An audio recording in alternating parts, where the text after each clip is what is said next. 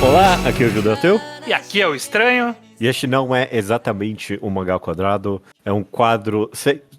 Tem um nome, é o Revisitando Recomendações. É porque era o mangá ao quadrado extra, não é mais, não existe isso, ok? É só o Visitando Recomendações. É um quadro por si só que a gente coloca, que não atrapalha a numeração, esse é o mais importante. Sim. E que a gente coloca em semanas em que deu imprevistos, ok? E essa semana foi uma semana de imprevistos, então a gente tá aqui pra fazer um Revisitando Recomendação pra quem sabe a gente acompanhar e, bom, eu quero falar e alcançar as recomendações que a gente faz hoje em dia, mas um dia. Vai quem demorar, sabe. mas um dia. Quem não sabe, quem não lembra, o Revisitando Recomendações é o quadro no qual a gente, obviamente, revisita recomendações toda semana e agora uma vez a cada 2 semanas a gente fez recomendação no final de cada programa do Mangá ao Quadrado. As que a gente tá revisitando hoje, elas têm por volta de 9 anos, estranho, ok? 9 Então são anos. recomendações de quase 10 anos atrás. Vamos ver se elas se mantêm. Algumas aqui a gente tá você, a gente tá lendo elas pela primeira vez. Sim. Então, bora ver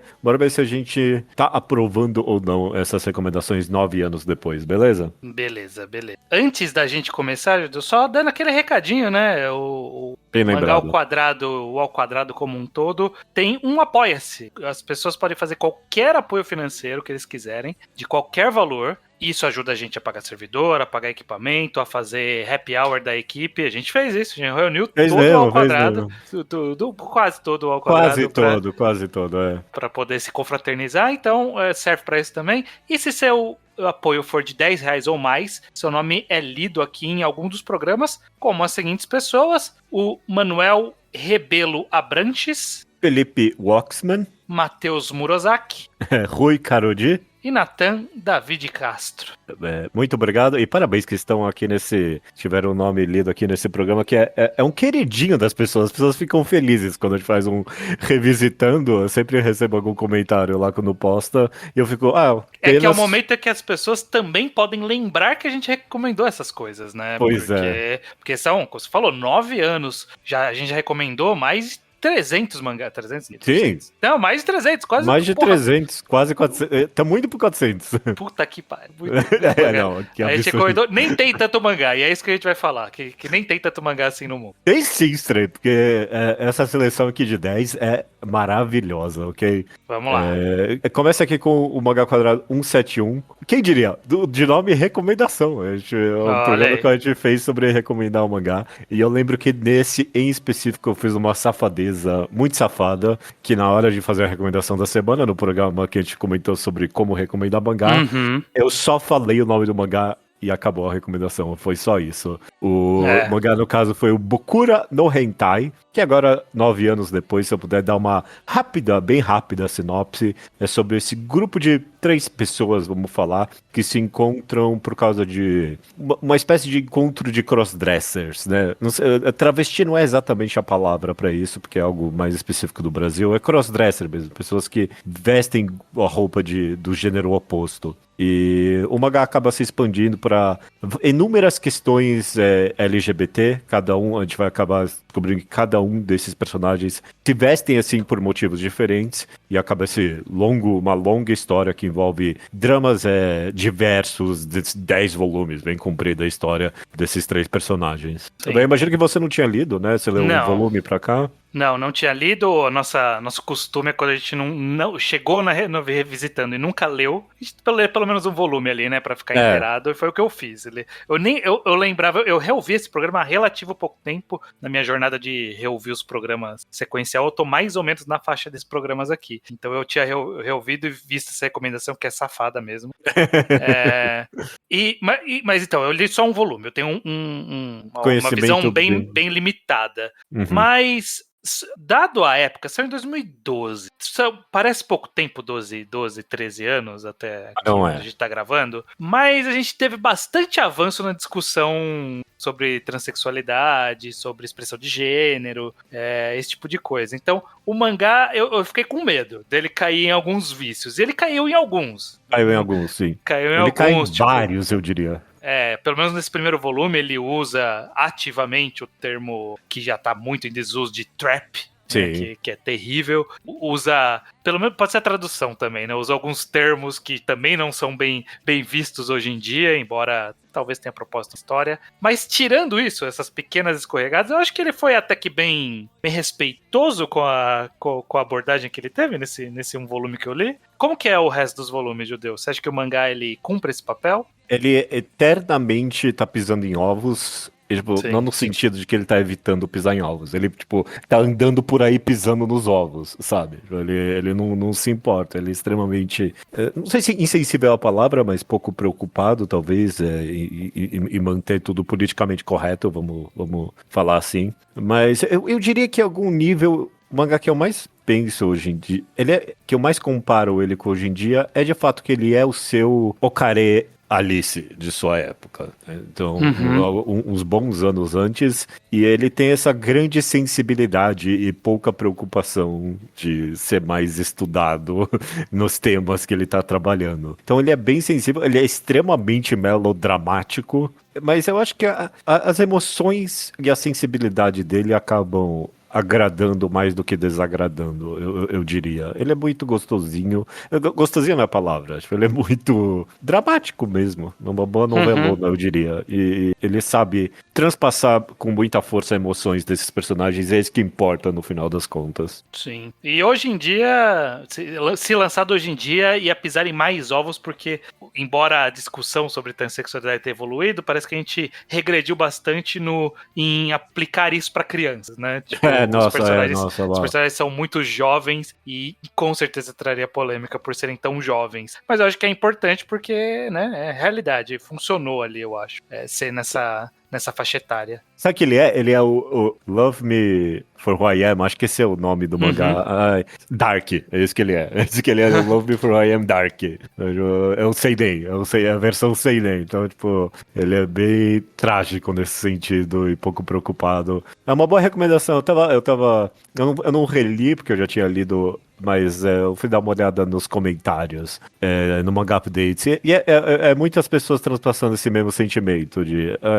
obviamente tá cheio dos problemas, mas as pessoas... mas eu me identifico muito, o drama é convincente, você acaba, se não perdoando, pelo menos ignorando os tropeços dele. Bom mangá, eu continuo com a recomendação, muito, muito adequada. Muito bom. No programa 172, que foi Arte e Público, eu acho que eu que recomendei Eden, It's an Endless World. E de lá pra cá, muita coisa aconteceu, incluindo um reenquadrado de Eden, que a gente fez o mangá inteiro, então a gente leu ele de 4 em 4 volumes, você consegue ouvir a gente conversando sobre eles de ponta a ponta, mas pra quem não leu, né, e tá vindo aqui, Eden, ele é um épico pra mim, eu gosto de pensar nele dessa forma, porque a escala dele é enorme. Começa em um mundo pós-apocalíptico em que um vírus que petrifica as pessoas afetou grande parte da população, e a gente tá vendo esse vírus ter matado e destruído muitos países e muitas organizações, as pessoas que estão vivendo nesse pós-mundo, inclui o personagem principal, agora qual era o nome do cara? Não vou lembrar. Enoia e Enoia é o pai. Elaia, é isso. Enfim, é a história desse menino, mas também vai contar a história de guerrilha, vai contar a história de dominação mundial, vai expandir para a escala cósmica, cyberpunk, tecnológico. É um mangá que ele de fato é um épico, porque ele é muito amplo no escopo dele. Eu acho que de lá pra cá, Judeu, eu gosto mais de Eden, desde que a gente recomendou. Sério? Eu não sei, a gente releu. E quando releu, eu gostava, mas eu não era assim, nossa, mega fã. Na releitura eu gostei mais. É que você gostava mais e relendo você desgostou um pouquinho mais, né? Foi isso? Eu diria que não, eu também tô contigo, Estranho. Eu gosto mais. Toda vez que eu releio, eu gosto mais ainda. Esse mangá não data, incrível. Ele é um vinho, ele só melhora conforme os anos. Quando mais. Eu cheguei a comentar. Veio uma pandemia que melhorou o mangá. Pois é, teve isso. Eu cheguei a comentar isso no Reenquadrado, que quando eu li pela primeira vez, e eu aposto que nessa época da recomendação, eu não era tão interessado em geopolítica internacional. Uhum. E desde então eu fiquei muito mais envolvido nesse tipo de assunto, muito mais informado, eu diria mesmo. E o mangá é muito bom nisso. O mangá é muito afiado na geopolítica imaginária dele ali e que tem base muito sólidas na vida real. A gente adora quando a gente. Bom, quer saber? Escutem o Rei Quadrado. É muito bom. É uma excelente forma de ler o mangá, de 4 em 4 e escutando o podcast. É um dos meus reenquadrados favoritos. A gente tinha muita coisa pra falar dele e a gente comentou com muito esmero, viu? É bem excelente, eu também. É o mangá perfeito pra reenquadrada, inclusive, porque acontece tanta coisa que valeu a pena ir falando de pouco em pouco. Perfeito. Ok, próximo. O 173, sétimo torneio das trevas, o Mons. Quem ganhou, você lembra? Foi o Gashbel, É verdade, o menino foi do Gashbel, muito apelão. A gente descobriu no programa que ele era apelão pra caralho. É verdade, tipo, ele tinha 3 níveis de onisciência, né? Uma coisa assim. Ok. Virava Deus, invocava um dragão, é absurdo. De forma extremamente antitemática, eu diria, eu recomendaria o mangá 17 Sai, que é esse... Foi você que recomendou mesmo? Eu achava que tinha sido o Luke. Eu acho que fui eu. Ah, bom, agora que você... Eu tinha lido esse mangá, então tá aí, eu não sei. De quem é o próximo? Não, você recomendou o Luke, eu tô ouvindo, foi o Luke. Quem recomendou o Prophecy foi a Ali. Então, ok. é o Luke. O Luke recomendou 17 Sai. Eu tinha lido já, então. Esse mangá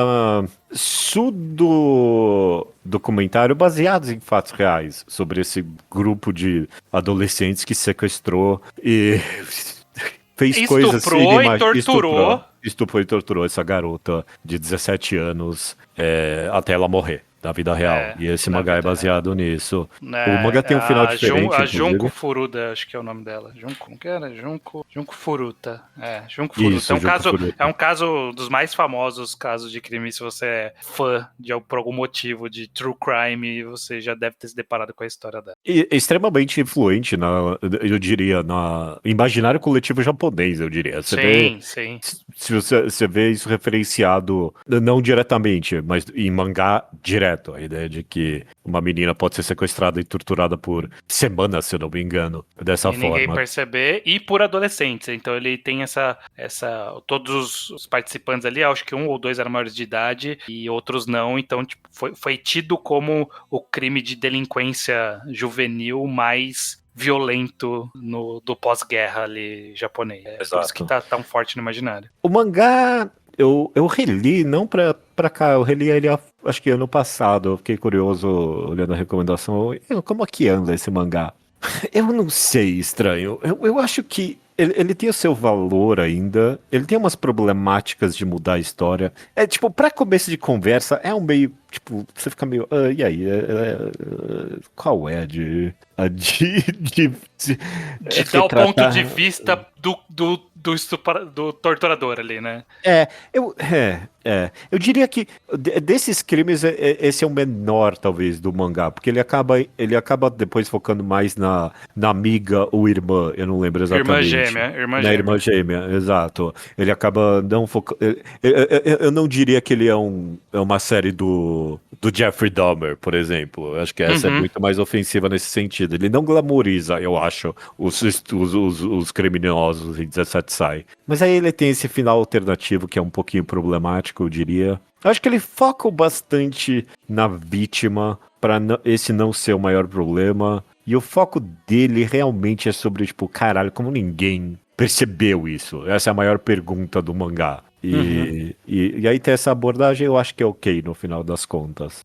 Eu sou muito reticente com adaptações de crimes reais que tentam fazer uma visão alternativa, porque eu não sei o quanto é respeitoso ou não, sempre me soa estranho. Eu penso no Tarantino com Era Uma Vez em Hollywood, que ele também reimagina um crime famoso ali de Hollywood, da Sharon Tate, e E quando eu terminei de ver, eu falei, será que isso é de bom gosto? E eu acho que só de me levantar essa dúvida e eu não conseguir dizer se é de bom gosto ou não, me deixa um gosto estranho. Eu não sei muito bem o que pensar. Eu não terminei de ler o 17 Sai, eu li também um volume pra agora e eu não tinha lido. São só 4. Talvez eu até termine porque tava na minha wishlist por bastante tempo. Ou pelo menos folhei até o final. Mas eu sabia que ele tinha essa alternativa do final da história real, que não matam a menina, né, nessa história aqui. Eu não sei. Eu sinto que ele é, acima de tudo, um mangá dos anos zero. Ele é esse mangá seinen que não sabia exatamente eu acho que sabia exatamente o que queriam naquela época, e o que a galera queria naquela época era esse edge meio sádico até, de certa forma. Então, é difícil.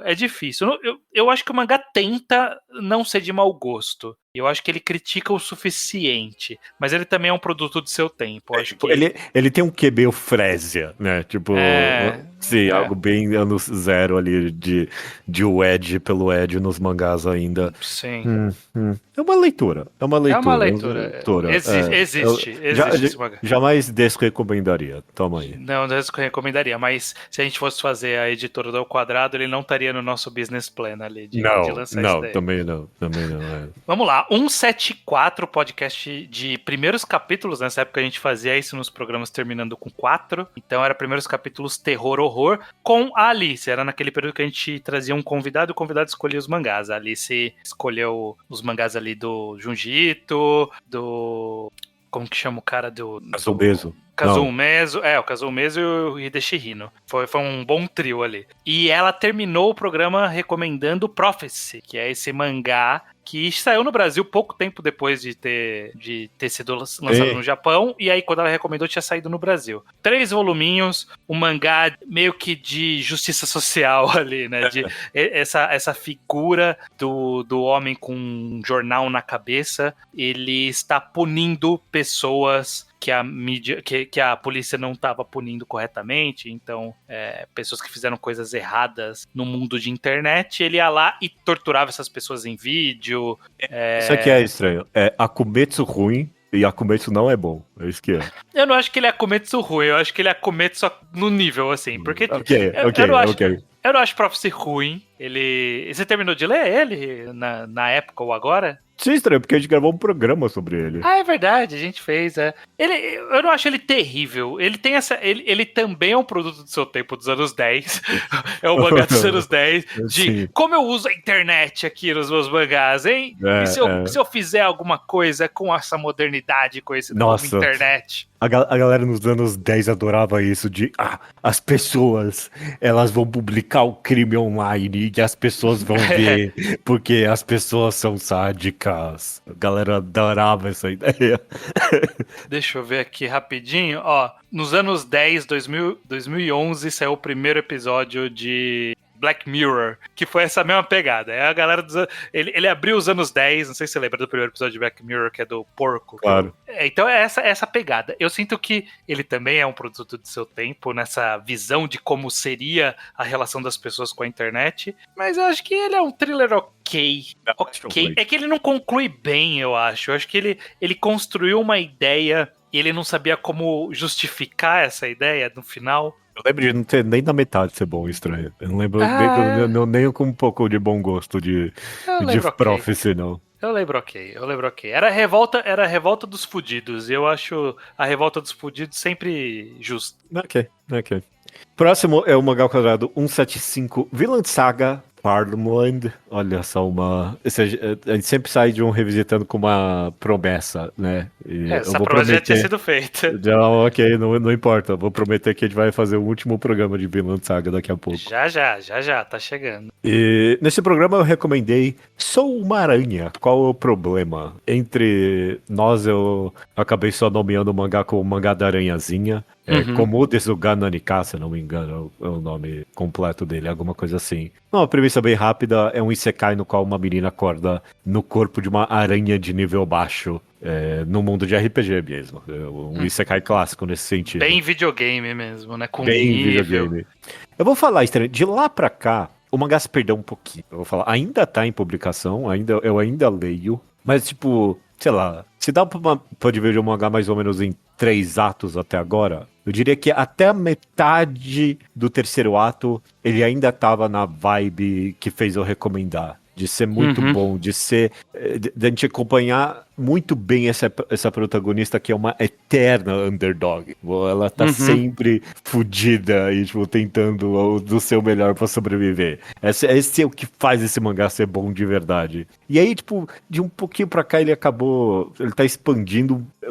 Não sei se é demais, mas tipo... Ele fez world building. Ele fez world building. Ele teve que fazer world building e isso estragou um pouco. Estragou um pouquinho, exato. Ok, eu não tinha lido, eu li um volume também pra esse programa, e assim, um volume muito gostoso de ler. Que coisa gostosa de ler, então eu imagino que até ficar nessa escala nova que você disse, se ela continuar nessa pegada, porque, pelo menos nesse primeiro volume, ele é basicamente um monólogo. Tipo, só tem essa menina e essa aranha, né? Não, nem a menina, a gente só vê a aranha, nem vê a menina, a gente só vê a aranha. Não vê a menina, nunca vai ver, não. E é só dela, tipo, é um monólogo dessa personagem. Como fazer isso ser interessante e o mangá consegue ser gostoso de ler. Tipo, ela é muito carismática, ela é muito carismática, acho que ela é muito divertida. O mangá tem um humor afiadíssimo. Sim, ela é bastante na pegada videogame mesmo, então as referências estão ali o tempo todo, de subir de nível, de ganhar skill, evoluir skill. Tem até, do final do primeiro volume, ela já tava enxergando a barra de HP já. Então o mangá tava divertido, pelo menos o que eu li até aqui, tava bem divertido. Então eu sinto que se ele mantém assim, é ótimo. Nesse primeiro volume já não tem um momento que ela amaldiçoa o poder de examinar as coisas, e aí depois ela, ai meu Deus, obrigado, poder de examinar as coisas. Desculpa, poder dizer. Isso é muito útil. Sei. Tem isso, é bom. Eu gostei desse primeiro volume e deu vontade de continuar lendo. Eu sei que, e não é só você, outros conhecidos nossos que estão lendo também falaram que não tá aquela coisa o mangá da Aranha hoje em dia. Mas até porque eu sei que vai ficando mais sério, né? Conforme a personagem vai evoluindo, vai perdendo essa gracinha da aranhazinha bonitinha e vai ficando um pouco mais massa velho. Mais ou menos, porque eu diria que o único problema é quando foca de menos na aranhazinha. Quando volta pra ela, ainda tem desse espírito, mesmo que hoje em dia ela tá muito overpower. Esse é o negócio do mangá. Eu sei, ela não ganhou um torneio? Um monte de coisa, é absurdo. Ela ganhou um torneio nosso, eu digo. Ela ganhou um torneio verdade, nosso. É verdade, ganhou o torneio das trevas nosso, exato. Tá nesse nível. Então, mas quando volta pra ela continua o mesmo carisma, o mesmo, tipo, a mesma diversão. Ela até fica com um corpo humano uma hora. Sei. Não é isso que faz o mangá ficar ruim. Então, é outras coisas, infelizmente. Mas tudo bem. Vamos. Eu ainda boto fé. Ainda boto fé nesse mangá. Pode terminar bem. Eu sei que a novel terminou, então o mangá deve terminar por logo. Beleza.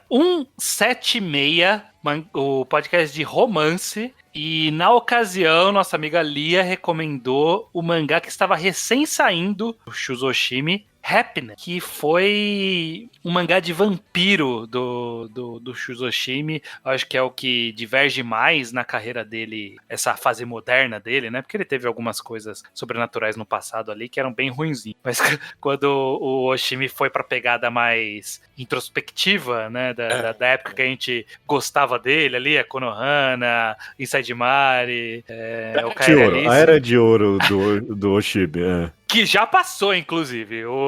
Tá lançando um mangá agora que alguém tá precisando falar pra ele parar. Mas tudo bem. A gente um dia falar sobre isso. Mas o Happiness é um mangá que tem essa pegada de ser introspectivo, mas é de vampiro, desse menino que começa a se tornar vampiro e ele tem que lidar com esse processo de virar vampiro e depois fugir e tudo mais.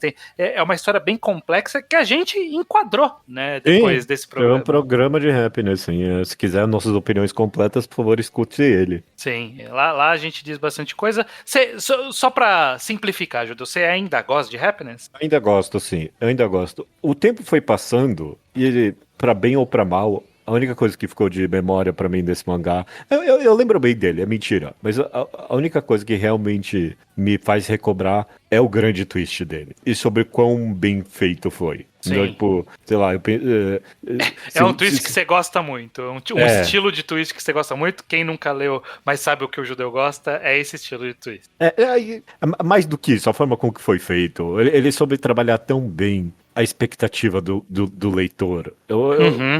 Para mim, dos grandes feitos de quebra de expectativa pós-moderna, no sentido de como as pessoas esperem como a narrativa vai funcionar, ele soube perfeitamente trabalhar com isso nesse mangá. Sim. E ele tem os seus problemas, mas whatever. Aí se conta o podcast. Eu defendo o happiness desse podcast. Eu gosto, eu não reouvi o nosso podcast específico de happiness, mas eu ainda gosto também. Eu sinto que quando eu olho pra carreira do Shima, eu penso, ok, esse aqui é dos bons. Ele tem os dos bons e os dos não tão bons, esse é dos bons. Então, Isso é positivo. Próximo é o programa 177 de Spirit Circle. Que maravilha, hein? Muito bom. Que mangá. Esse programa é muito bom. Eu reouvi também há pouco tempo e esse programa é muito bom. A gente sabe exatamente do que a gente quer falar nele. E o mangá recomendado por você. Eu acho que você. Bom, é bem possível, porque é um dos meus mangás. Ou alguém, ou alguma outra pessoa. Não faz sentido. Você que recomendou Aranhazinha. Não sei, vou ter que ouvir depois pra ver aqui. Alguém teve a felicidade de recomendar um dos meus mangás favoritos de todos os tempos, Blade, a Lâmina do Imortal, numa premissa bem simples e rápida sobre esse homem que ganha a imortalidade e pra se livrar dela, ele não sabe o que ele tem que fazer, mas ele encontra uma menina que pede pra ele matar a pessoa que matou a família dela, basicamente. E é uma jornada desse cara tentando matar pessoas pra perdoar as 100 pessoas que ele matou. Então, essa jornada de redenção, vingança. Do lado da menina é um mangá de vingança e do lado do cara é um mangá de redenção e os dois convergem. Exato. E divergem, né? Essa história é sobre isso mesmo. Sim. Desde então a gente não gravou um programa inteiro, mas a gente gravou sobre o arco da prisão de Blade, a Lâmina do Imortal. Um mangá enquadrado favoritíssimo meu, estranho. A gente falou muito bem sobre esse arco. A gente teve uma análise que eu achei excepcional. Sobre o arco de prisão. Mas aí é pra lá da metade do mangá, não adianta ir direto pra lá. Não dá pra ir direto. Mas você gosta muito mais de Blade do que eu. Eu gosto também. Eu acho que ele funciona. Ele é daqueles mangás mangá de samurai, que ele às vezes cai no gosto daquela galera de leitor de mangá ocasional, que tipo, Vagabond, Blade, a Lâmina do Imortal, e que tem essa visão de que só é bom esses mangás de samurai, é bem sangrento mesmo, né? Eu acho que ele tem muito disso dentro dele ser, ele é o mangá, você vê as mortes maneiras, mas ele é mais do que isso também. Ele consegue combinar ter uma grande temática, ter um desenvolvimento de personagem, ter uma evolução de mundo ali, e ter também esse lado massa velho. Sim, ele tem os dois muito bem. Tem. Da carreira toda do Samura, essa é a obra-prima no aspecto da coreografia dele. É uma coisa que ele sabe fazer bem. Nunca fez algo tão bem quanto Blade. Nem teve muito interesse, né? Ele foi para outros caminhos na carreira dele. Porque aqui, tipo, se você gosta de uma boa dança de arte marcial, Blade é um prato cheio, eu diria. Sim. Com a arte muito, muito afiada, então é um bom mangá. Eu recomendaria ainda hoje. Ele é longo, mas eu recomendaria. É enorme. Eu fiquei pena que a minha coleção de Blade tá atrás de mangá agora. Eu teria que tirar um monte pra pegar. Ficou com vontade de reler agora. Eu fiquei com vontade de reler, sim. Muito bom. Vamos lá. 178, um mangá de Harem Reverso, que a gente gravou com a Nath, o Ian e a Nayara. E na ocasião, eu não lembro quem dos convidados recomendou Colégio Ouran Host Club, ou Ouran High School Host Club, que é um shoujo de harem reverso, basicamente. A menina que entra travestida pro colégio masculino. Eu sei só sobre isso porque eu não li nenhum volume pra gravar esse podcast estranho. Esse é o nosso problema, porque eu também não li. Então... Eu também não li. Eu tive muita coisa pra reler e eu tive que escolher abrir mão. Eu abri mão de Ouran e eu acho que isso diz muito sobre essa recomendação. Calma aí, eu ainda não tô afim de ler ler Ouran, não. Eu só leria para um reenquadrado. A verdade é essa. Um visitando recomendações não é o bastante. Precisa de Não, um e eu não compromisso acho. maior.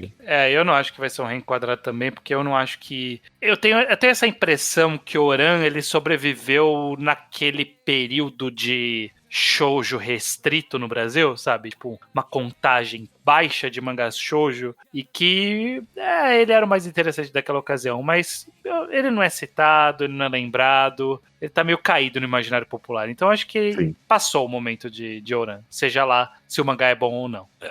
Pode ser que as pessoas estão odiando escutar a gente falar isso. Você deve ter razão. Então falem mais do mangá. É isso que Okay. Convençam a gente que o mangá é bom. Perfeito. Próximo, Mangá Quadrado 179. Você mangás e listas? Esse podcast é bom. Eu ia falar que a gente tava raspando o tacho aqui, a gente não tinha ideia. Esse é bom. Eu refaria ele hoje em dia, porque mudou muito minha forma como eu lido com listas, mas é um bom programa. Eu vou reescutar ele, beleza. E o mangá recomendado, você recomendou ou foi o Luke? O Luke recomendou Immortal Hounds. Eu não tinha lido, eu li só um volume pra esse podcast. Eu também. E ele conta essa história desse mundo no qual as pessoas são imortais. E tem um grupo de pessoas que pegou uma doença que torna você mortal. E você pode passar essa doença pra outras pessoas. Então tem esse grande conflito no mangá no qual a gente acompanha meio que co-protagonistas. A gente acompanha uma menina que tá lutando, talvez mais ou menos, pela galera infectada, e faz meio que co-protagonismo no mangá com um detetive da polícia que tá matando os infectados, tá caçando ele. Sim. Eu li também só um volume, e eu sei que eu levantei essa bola pro Luke, que tinha 2 recomendações dele, né, citando, e inclusive fiz o comentário, ele tava muito adolescente Ed nessa época, porque foi 17 sai e Immortal Rounds na mesma leva. E ele também não tinha terminado de ler esse mangá, porque teve um grande ato, aparentemente. O mangá demorou pra terminar. Ele terminou desde então, mas ele demorou bastante pra terminar. Então, nem ele terminou o mangá. Eu não desgostei desse primeiro volume. Você desgostou, Judeu? Eu não diria que eu gostei, não. Eu não empolguei, mas eu não desgostei. Eu tô mais pra desgostar do que pra gostar, se eu mandar a real. O mangá começou muito frustrante pra mim, que ele tem 0 construção de mundo. Porque eu gosto da premissa de, como seria o mundo se todo mundo fosse imortal? Eu gosto dessa ideia. E ele não faz questão nenhuma de trabalhar isso. É mais ação e o mas ele começou a trabalhar aos poucos ao longo do volume, desse um volume que a gente leu. Ele começa a salpicar que, calma lá, tem coisas aí que a gente não entende da imortalidade e que a gente, como leitor, a gente fica pensando, como isso funciona? E no mundo eles falam, a gente não sabe como funciona. Então tem uma possível vertente, o que me empolgou foi essa possível vertente de um sci-fi estranho ali. Ou fantasia estranha, não dá pra saber se é ciência ou magia essa imortalidade. Mas de ter essa galera, essa galera que não é imortal nesse mundo, tem um cara que começa a soltar umas dicas de... É uma coisa organizada, não é aleatório, né? Tem um projeto aí. Tem uma cena boa que é que eles estão tentando descobrir se o cara ele não é imortal e eles citam um dentista. E aí descobrem, o cara reconhece o termo dentista e isso entrega que ele não é imortal. Porque nesse mundo não tem dentista. Porque se você tá com qualquer doença, você mata a pessoa e ela volta sem a doença. E eu achei, que ideia, né? Tipo, realmente, não existe dente. Você tá com dor de dente, você mata a pessoa, ela volta com o dente bom. Então, qual é a dinâmica disso? É interessante. Eu amei, eu odiei essa cena estranha, porque como é que alguém cairia nisso? Eu fiquei nessa... Calma aí, por que eu... Porque ele é de fora. Bom, tem isso, então... Essa é a ideia, que ele não... Ele até fala, não tem dentista aqui, e isso entrega que ele não era. Então, tipo, teve uns salpicos ali que eu falei, tem uma ideia aí. Mas aí eu abro o Manga Updates e aí tem muitas notas 8 e poucas notas 10. Então ele deve dar uma escorregada em algum ponto. Isso é um sinal de mangá que escorrega. Eu não fiquei muito empolgado de continuar lendo. Talvez eu abra só pra ver o final. Eu vou abrir o último volume só pra ver como é que termina. Eu leria. Não preciso de incentivo, mas eu leria. Mas alguém tá lendo, no mínimo, né? Isso. Vamos lá pro último mangá dessa leva. O podcast 180. O mangagrafia do Shuzoshimi, uma boa mangagrafia sempre excelentes programas. E na ocasião foi recomendado Yokohama Kaidashi Kikou, que é eu acho que quando a gente começa a separar mangás em subgêneros, né? Quando a gente vai no gênero amplo, tipo ação, drama, não, é difícil você apontar, tipo, esse é o mangá desse gênero. O Yokohama Kaidashi Kikou, ele é um mangá desse subgênero que é apelidado de Mono no Aware, esses mangás contemplativos, né? De você observar a vida acontecer. E pra mim, ele é o expoente desse gênero. Se você tiver que apontar algum mangá que é desse subgênero, é Yokohama Kaidashi Kikou, esse mangá pós-apocalíptico de uma personagem que é um androide ali, vivendo nesse mundo do futuro, em que ocorreu uma catástrofe ambiental que o nível do mar subiu. E ela tem um cafezinho ali que ela acompanha as poucas pessoas que sobreviveram a esse pós-apocalipse, mas de uma forma muito... Não é uma forma triste de pós-apocalipse. É uma forma... Ok, a galera ainda está vivendo, né? Tipo, já é uma vida boa agora. Sim. Eu não reli pra esse programa, mas a lembrança que eu tenho dele é uma lembrança muito positiva. Eu tô contigo também. Pra mim, ele é o... Eu não sei, eu quero falar que ele é o slice of life primordial, né? Mas é porque... acho que por muito tempo ele dividia essa categoria com dois outros mangás. Aria e, obviamente, Yotsubato. Uhum. E a Aria sumiu do imaginário coletivo, ninguém comenta. Sumiu, desapareceu. E acho que hoje em dia, Yotsubato, que é o expoente, ele é o primordial. Isso não faz Yokohama ser... Isso é algo da minha cabeça, eu não sei se mais alguém do mundo tem essa categoria. De slice of life mais amplo, sim. É que o Mono no Aware não é tão Mono no Aware, não mesmo. Então, se bem que talvez seja. Mas de um jeito ou de outro, eu também adoro Yokohama. É muito bom mesmo. Eu tenho certeza que se eu relesse hoje, eu ia falar, caralho, é melhor do que eu lembrava ainda. Ele o expoente é a melhor definição mesmo. Porque ele sabe perfeitamente o que ele tá fazendo e faz com maestria. Faz muito bem, eu gosto desse mangá. Curiosamente, esse cara que faz esse mangá sumiu, né, do imaginário. Ele não fez mais nada relevante. Não fez. Não fez nada, desapareceu. O que será que aconteceu? Fica esse mistério aí. Eu lembro quando saiu, eu lembro do dia que saiu no Manga Updates ou um isca desse Kotonoba Drive. Eu lembro do dia da gente, uma coisa do cara de Yokohama, mas ninguém nunca mais comentou. Ninguém leu esse mangá, ninguém falou dele e tá lá, inexistente. E desde então, nada. Mas pelo menos Yokohama é a obra-prima desse autor, e eu acho que é muito bom ainda funciona. Eu gostaria de reler, é bem da verdade. É curioso, nunca saiu no Brasil, não sei se saiu nos Estados Unidos, deixa eu ver, saiu pela Seven Seeds em 5 volumes, 3 em 1. Uma boa forma de sair no Brasil. Poderia sair. Se eu tivesse uma editora, eu apostaria mais pra frente, né, nessa editora. Tipo, alguns anos de editora já tá estabelecido, 5 voluminhos, 3 em 1, dá. Dá. Teria que ser mais estabelecido mesmo, mas eu Tem, mas acho que funciona, tem seu público aí. Perfeito. Realmente a gente dá só aquela bisoiada. Olhada pra ver se falta muito ou pouco. Tem uns aqui que eu já esqueci a existência, eu não tenho a mínima ideia que é isso aqui, não. Tem acertos e erros, eu acho, tem nessa leva aí. Esse tem, viu? O primeiro, então aí, eu comento de algo. O primeiro mouse. Eu tenho vontade de fazer um programa de mouse, viu? Se eu sair. A essa altura já passou tempo o suficiente. As pessoas já falaram de mouse bastante lá atrás que a gente poderia falar agora. Exato, deu a volta, eu acho. Eu acho que as pessoas pararam de falar de mouse, porque todo mundo falou já. Então acho que talvez poderia falar de mouse agora. A gente fez isso com o Onani Master Kurosawa. A gente esperou dar a volta. Talvez o mouse tenha dado essa volta. Precisaria reler, faz muito tempo que eu não leio. Eu releio com uma certa frequência mesmo. Muito bom, muito bom. Sim, mas tem coisas aqui nessa leva curiosas. Eu tenho que ler pouco, mas tem coisas aqui. Eu acho que eu tenho que ler bastante. Então, bom, vamos lá. Quem sabe eu não leio antes de um próximo revisitando. A gente ainda tava na fase recomendar bastante entre aspas, né? Comics, né? Tinha uma fase comics ali. Sim. Ainda acho que vai ter mais 1 ou 2 e aí a gente para de recomendar comics. Então, é isso aí. Então, beleza, perfeito. Judeu. Até semana que vem, então, com um programa convencional. Até semana que vem. Deixa eu sair daqui, eu quero jogar Silksong. Eu também tô.